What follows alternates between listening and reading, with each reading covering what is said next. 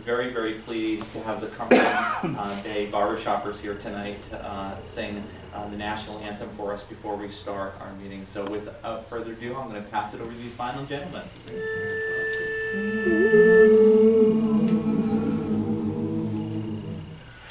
Oh, say can you see by the dawn's early light what so proudly we hail at the twilight's last gleaming,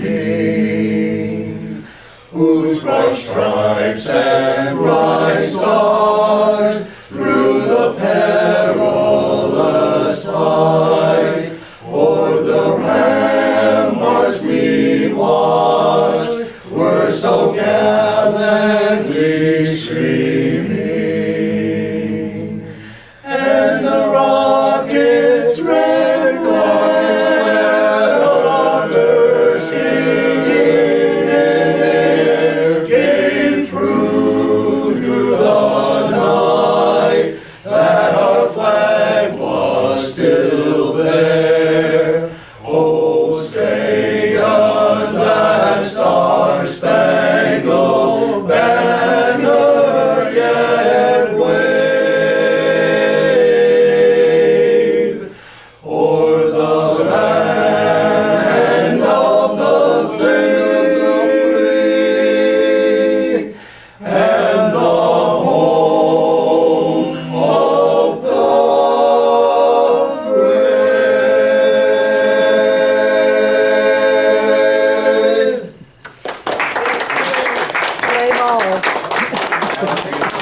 I know that you had said that you possibly had one other song prepared. If you want to do that one, you're God bless America. fantastic. Okay.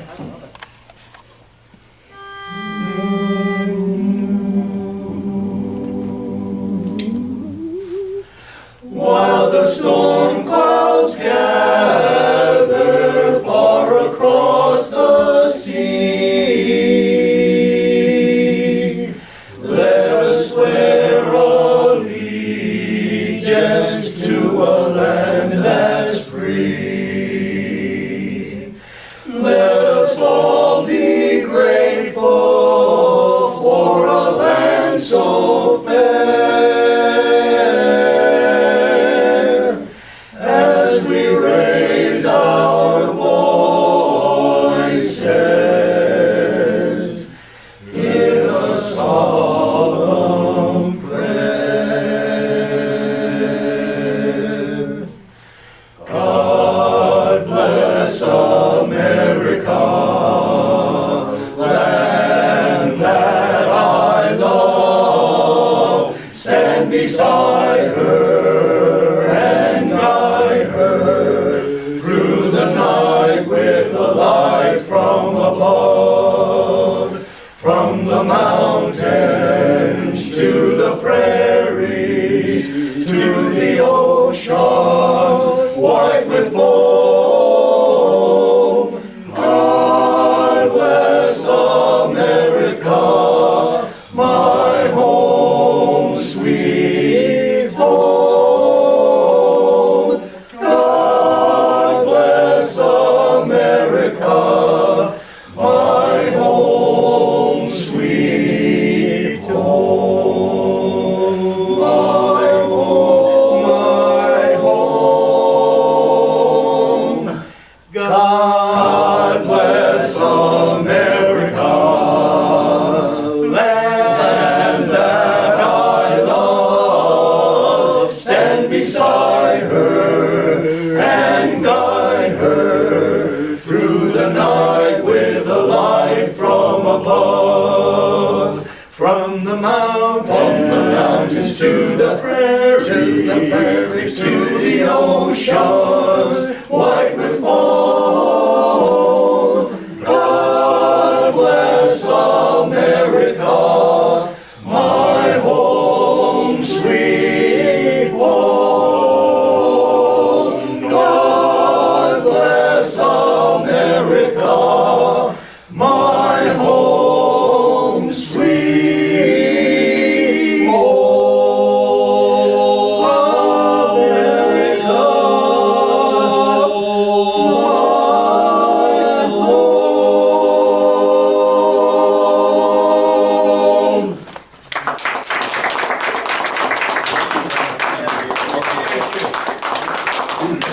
Where are you going to be on the 17th of March? Join us. Yeah, they're green tonight. Thank you. Thank you very much. Thank you. Tuesday night. Thank you. Safe travels, gentlemen. Thank you. Thank you. Thanks for the advice. All right. Our meeting did start at 7 o'clock. We went right into that wonderful performance between them. Like I said, just due to some scheduling, we wanted to make sure to fit them in. And as Marty was alluding, that one of their famous gigs is the St. Patrick's Day breakfast annual. They're a huge part of that tradition, and there's a number of members of our community that participate. We're going to go jumping right into public comment. Mr. Kemp, I know that it's been a little while, but I know that there may be some stuff on your mind, and do you have something that you wanted to talk to the board about tonight? No, I think I'm just here to listen and Okay. to watch and to learn. And I've spoken with Meg, and I'm speaking with other peoples tomorrow. It's in reference to the egg farm project on the Wallace Hill Road. Yep. And just concerned and making sure that the town looks out for everyone's interest and all the i's and all the t's are crossed. Yep. And just here to watch. And Well, thank you. Yeah, I just want to make sure. Okay. In regards to what Mr. Kemp brought up, I do want to note that obviously,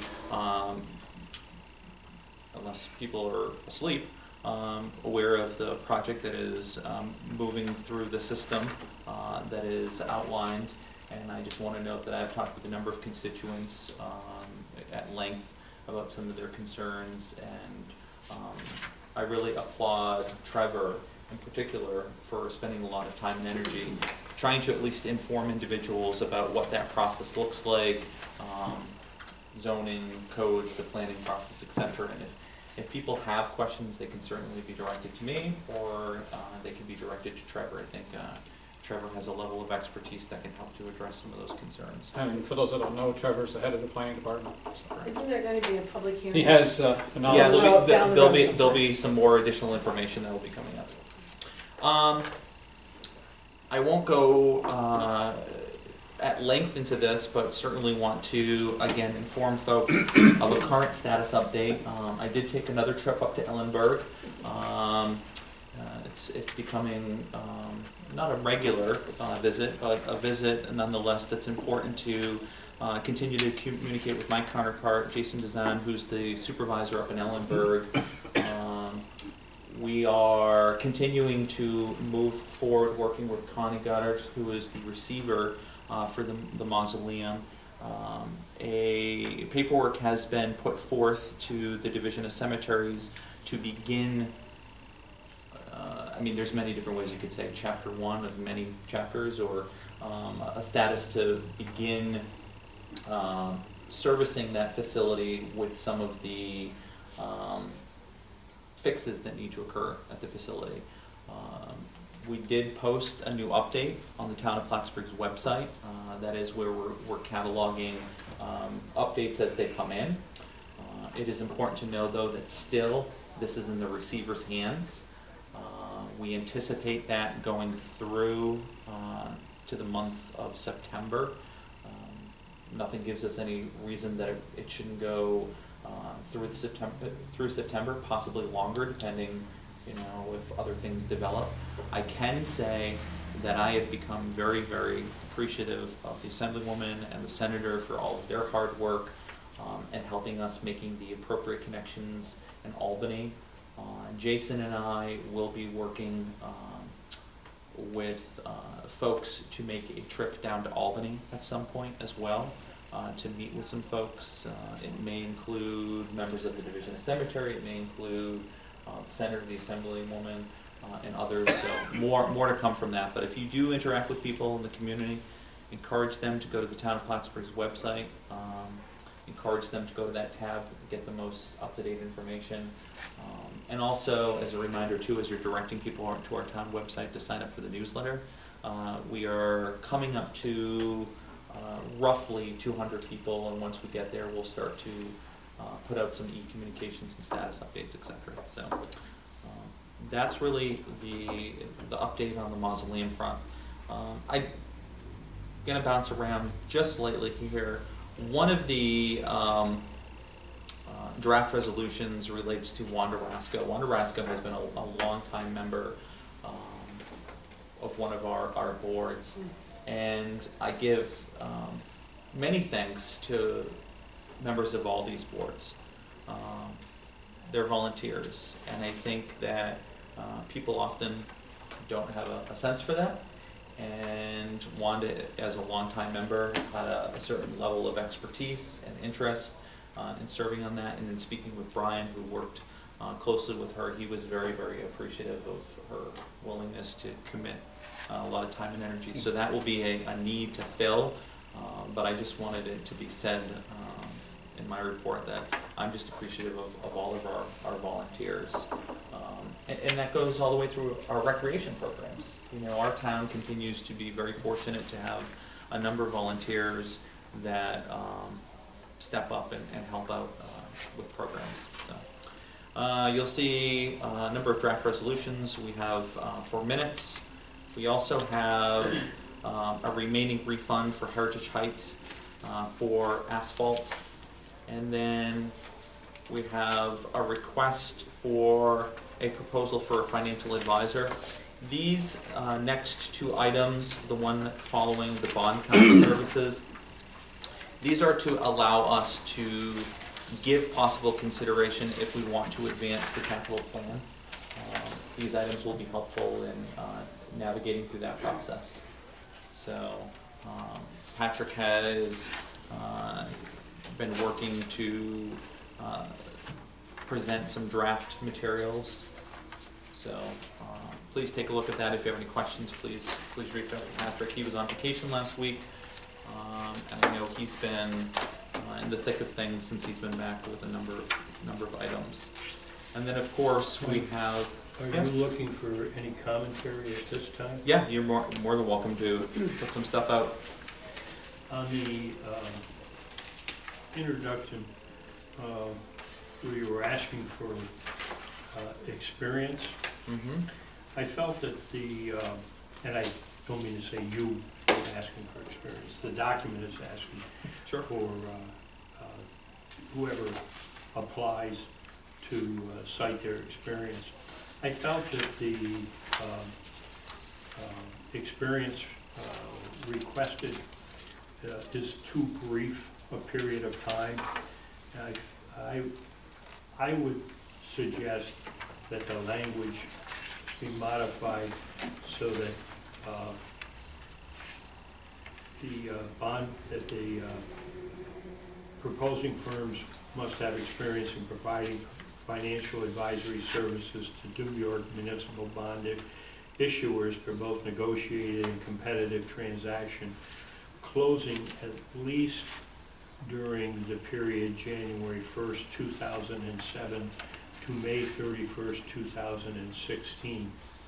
The reason that I make a recommendation of that period of time, which is almost a 10-year period of time, is I think by having that breadth of service, you stand a much better chance that the person has worked in that bond market through a period of time where they had seen when bonds were performing at their best and bonds were performing less than at their best. I think when somebody makes a suggestion from 2013 to 2016, it's a very recent performance cycle, and it's not a representative performance cycle of bonds performances. We can make some language adjustment. Do you feel like that would diminish the number that would be able to apply? It should expand the number. It might have some bearing on who could apply, but I think you would get a better representation of the experience level of people if you had that. I wouldn't be comfortable with somebody who's only been in the bond market for 3 years, being a person. Now, granted, you don't have to I mean, one of the things that's gonna happen when it comes to selection time is if that's what you're looking at, is somebody who's only been there for 3 years, that would affect your, you know, it would affect my willingness to vote for that person. But I think you do better by, Bernie, Marty, wow, sorry. Should be. And I don't know to say if I was thinking of Bernie Sanders or Bernie Bassett tonight, Either so. way. either way. You know, when I look at this, when RFPs go out, one of my, and maybe we can, if you have some thoughts on language, I mean, certainly this, we're not voting on this tonight. Yeah. But I think of a firm that hires a senior veteran, okay, who has been doing something for, you know, bonds for a significant amount of time. But their firm itself may be a very young firm, okay? I want to make sure that the language captures the experience of the individual or people from the company, because there's a number of reasons why, you know, you may want to go with somebody that's been with one company for 25 years, they leave or they start their own company. Yep. You know, and they're now doing some really remarkable things. On the other side of it is, as I said, there could be a number of reasons that the person has a number of extra certificates, experiences, was top of their field and whatever.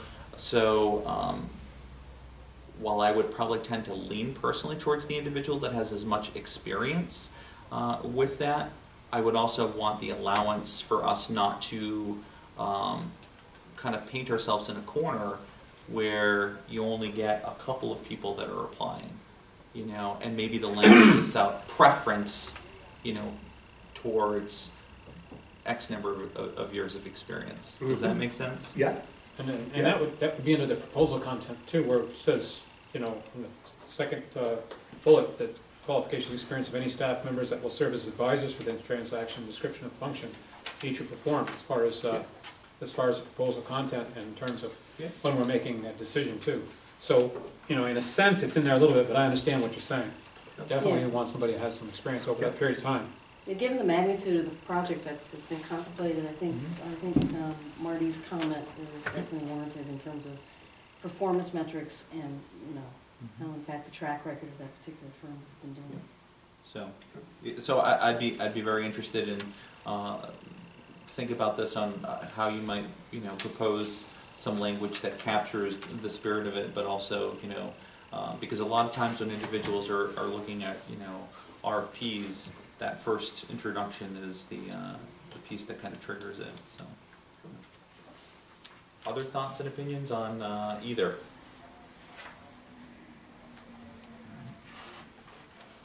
Going further, you'll also see that there is, we'll have the resignation for Wanda Rasco. Any items for committees that need to be addressed for this evening?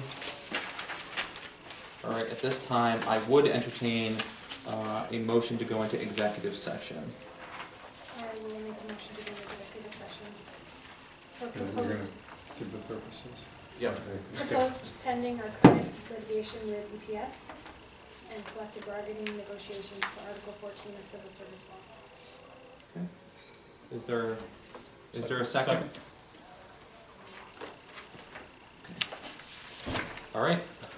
Before we adjourn, I want to make one more comment. Is that okay? Yeah, I can put a push pin in it. Sorry. Just to thank Mr. Kemp for coming, because he recognizes that there's a potential problem in his neighborhood, and he wants to be part of the solution rather than the problem, and he really truly cares about his community, so thanks for coming here tonight. Thank you.